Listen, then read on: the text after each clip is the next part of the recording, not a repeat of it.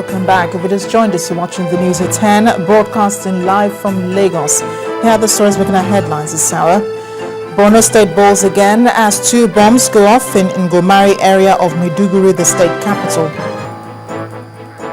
2 prominent northern traditional rulers, the Sultan of Sokoto and the Gwangwam of Jos, see collaborative efforts in the fight against terrorism.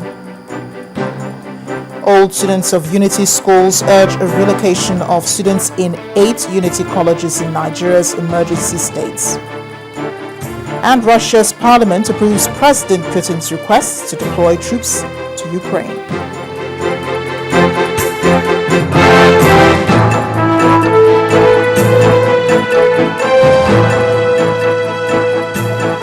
Reminder here that all our top stories can be found on our website, ChannelsTV.com, and on YouTube.com/channelsweb. But to get us on the move, then visit m.channelstv.com to view us live on your mobile device. Remember, you can download the Channels TV app for Android, iOS, and Windows phones from their respective stores. You can also interact with the Channels Eyewitness feature on our Android and Windows 8 platforms. So if you have pictures or videos to share with us, tap on the application on your device, swipe to reveal the Eyewitness menu, then follow the instructions to share your reports, pictures, and videos. Here are just a few of some of the pictures recently sent by many of our viewers. This one in particular shows the wreckage of a car after an accident at Ajebamidele, Ile-Ife, Osun State. This eyewitness says the victims were returning to Ondo town following a wedding ceremony in Ibadan, Oyo State.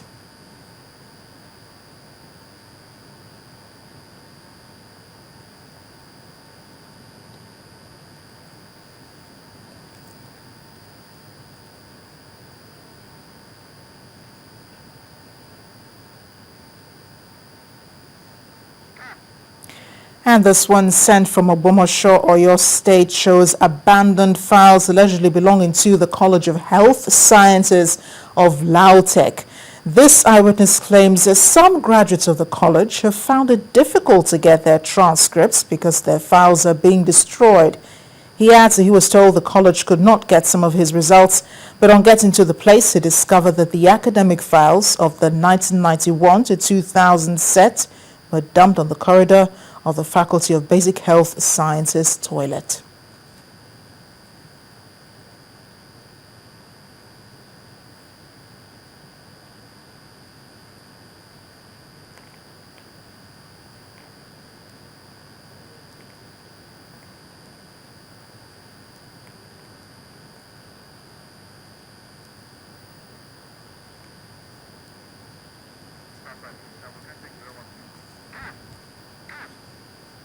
Okay, and this last one is what is left of this bank in Michika after the attack by suspected members of Boko Haram in Adamawa State this week.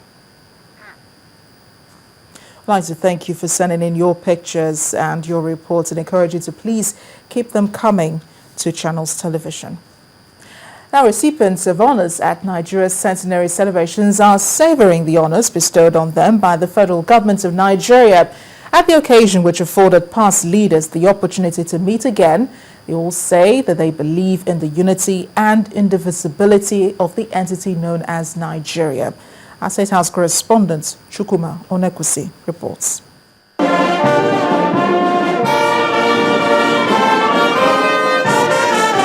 A colorful awards night that brought together all past Nigerian leaders alive, as if to say though tribes and tongues and even political leanings may differ, in brotherhood they stand. Your Excellency, standing before you is the very history of our nation. One after the other, they paid respect to their fatherland as President Goodluck Jonathan decorated them.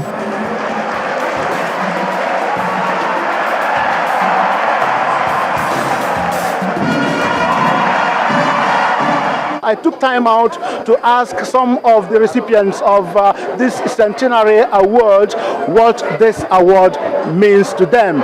While Chief Olusegun Obasanjo believes in the indivisibility of Nigeria, Major General Buhari is interested in a better management of security situations. It means Nigeria is making progress.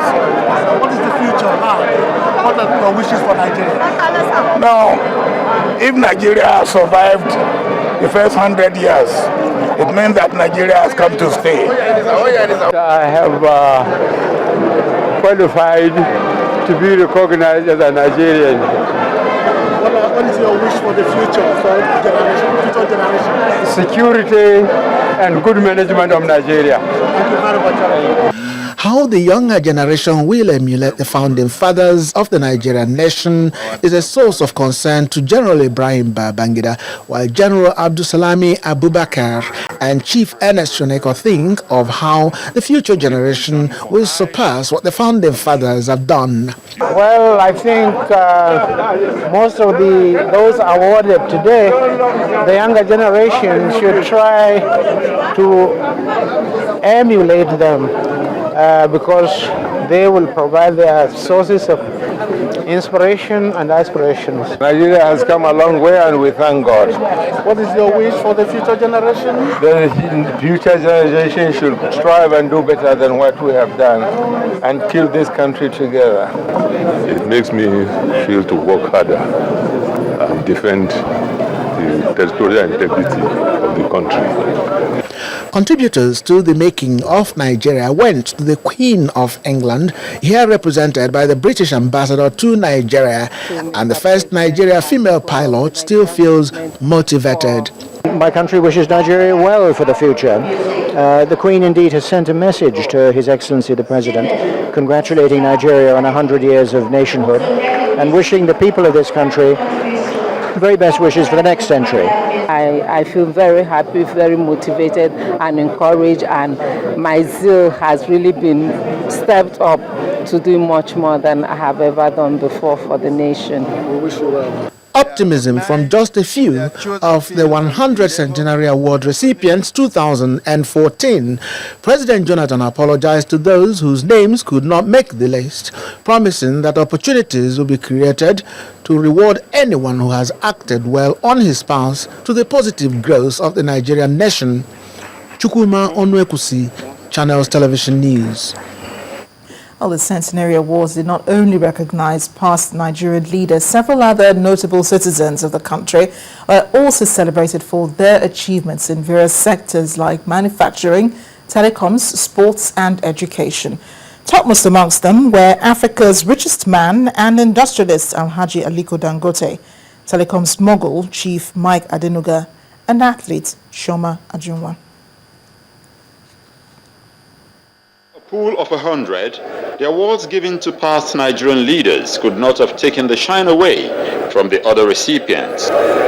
Some of them have actually contributed to making governance easier for the political leaders, practically contributing to national unity and development. In recognition of your outstanding contribution to the industrial and entrepreneurial development in Nigeria. He is Africa's richest man, and recently he led Forbes' biggest African billionaires gainers list. Alhaji Aliko Dangote's exploits and industry qualified him. Congratulations. Foremost indigenous telecoms company in Globacom has helped change the information technology space, and the man at the center of it also made the list. As a distinguished entrepreneur. In sports, she won Nigeria's first individual Olympic gold medal, and she is currently serving in the Nigerian police force. Can I hear it for the women in the house?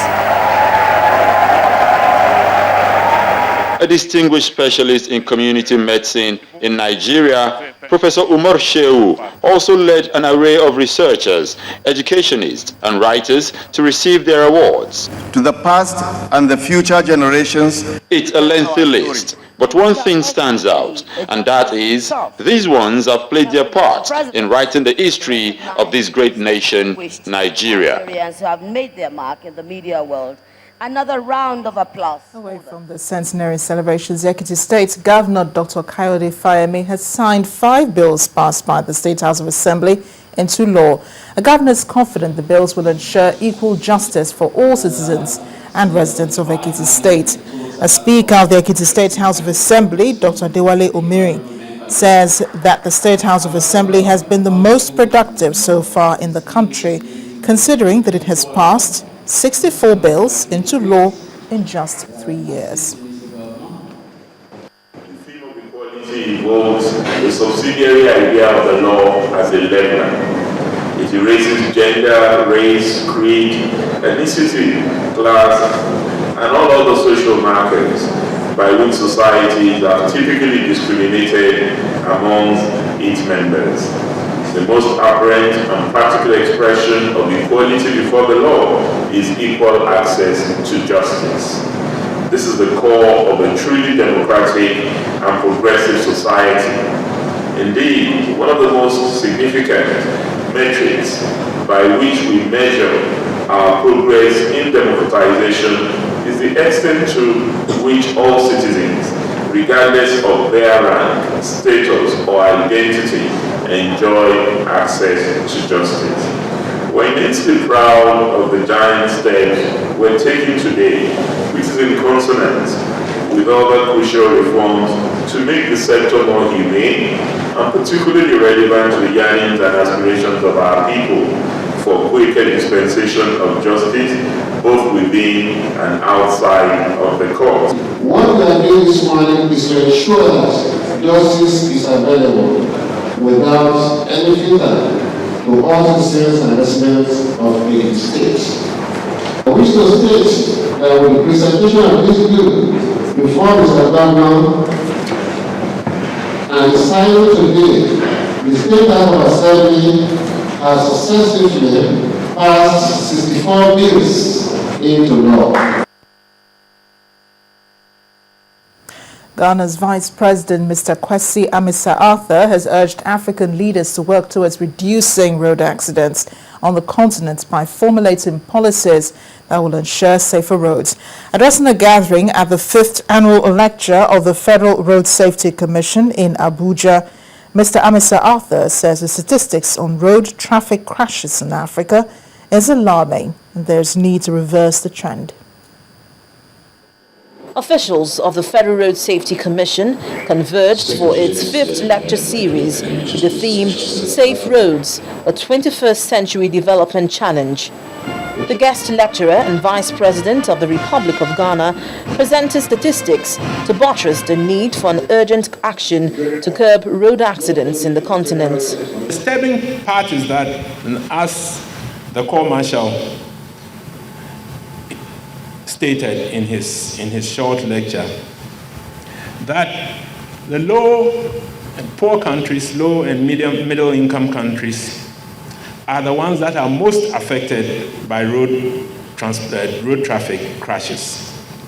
And according to the World Health Organization, as he claimed, about 3,200 people lose their lives daily, meaning that in a year, more than 1.25 million people die from road traffic crashes. The Attorney General of the Federation and Minister of Justice, Mohamed Adoke, reaffirms the commitment of the federal government to ensure safer roads for all road users. Since this administration came on board, we've remained focused to the ideals of road safety, which I demonstrated when I personally launched the FRSC's initiated Road Transport Safety Standardization Scheme in September 2007. It's not all bad news, as the Corps Marshal and Chief Executive of the Federal Road Safety Corps applauded the establishment of the Corps, saying deaths arising from road traffic crashes has reduced drastically since the establishment of the Corps.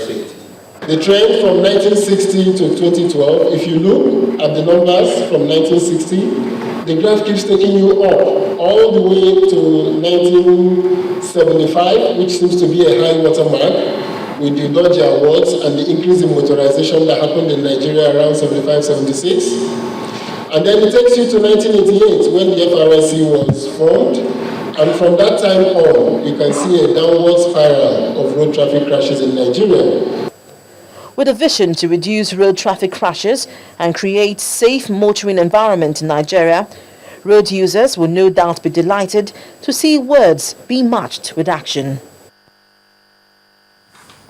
Still ahead on the news at 10, it's not all gloom in Borno State. The HIV and AIDS prevalence in the state has dropped from 4.5% to 2.6%. That's according to the State Commissioner for Health. To join us again.